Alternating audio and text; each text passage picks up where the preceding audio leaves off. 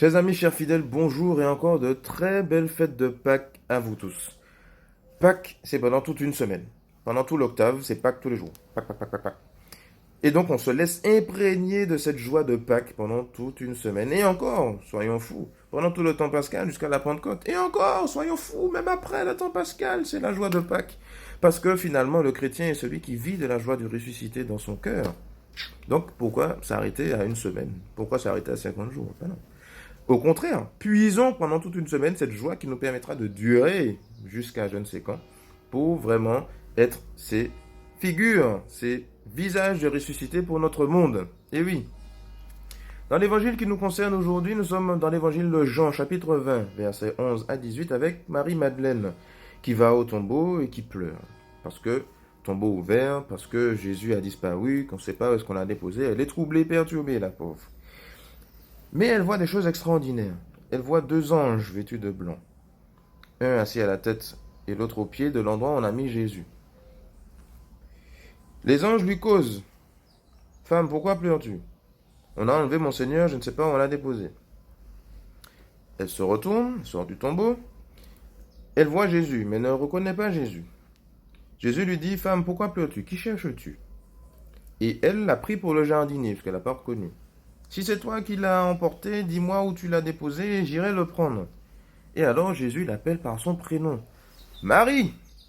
Et s'étant retournée, elle répond Rabouni, c'est-à-dire maître.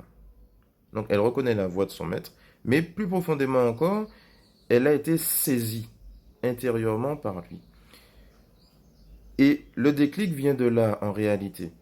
Pour nous, comme pour Marie-Madeleine, c'est pas forcément évident de se laisser imprégner, de s'approprier, le mystère de la résurrection. Et on peut, comme Marie-Madeleine, avoir plusieurs signes de cette résurrection autour de nous sans jamais se rendre compte que c'est ça. Marie-Madeleine a vu le tombeau ouvert. Certainement comme Saint Jean, le linge à l'endroit où était Jésus. Les anges lui ont parlé. Jésus ressuscité, elle l'a vu sans voir que c'était lui.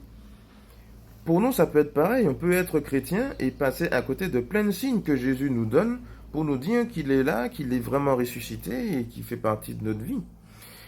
Et alors, le déclic vient pour Marie-Madeleine de ce moment où Jésus l'appelle par son prénom. Un appel personnel, certes, mais d'un retournement. Il y a un premier retournement quand elle sort du tombeau. Et il y a un deuxième retournement quand Jésus l'appelle par son prénom. Et ce retournement-là, le deuxième, est intérieur. Cette conversion du cœur qui fait la rencontre avec Jésus ressuscité. Et souvent, nous chrétiens, c'est ça qui nous manque. Cette rencontre personnelle avec le Christ ressuscité qui nous permet de vivre en ressuscité, qui nous permet de comprendre, de discerner la présence du Christ ressuscité dans ma vie de tous les jours. C'est cette rencontre-là qui me permet de vivre en disciple également, puisque après cette rencontre-là, on nous dit que Marie-Madeleine s'en va annoncer aux disciples, j'ai vu le Seigneur et je vais vous raconter ce qu'il m'a dit. Et donc pour nous, il serait dommage de passer à côté de ça, de cette rencontre personnelle qui fonde finalement notre vie chrétienne.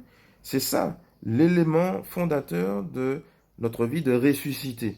Je peux très bien être chrétien et ne pas vivre en ressuscité parce que je n'ai pas rencontré personnellement le ressuscité, parce que le ressuscité ne m'a pas saisi intérieurement et que je puisse vivre de ce saisissement intérieur qui illumine ma vie, mais aussi celle des autres parce que je peux témoigner de cette rencontre. Donc profitons de ce temps pascal pour demander au Seigneur de faire cette expérience de lui ressuscité ou d'être renouvelé dans cette rencontre du ressuscité pour pouvoir être de meilleurs disciples, être de meilleurs chrétiens, vivre en ressuscité comme il nous l'a demandé. Bonne méditation à tous et joyeuse Pâques encore.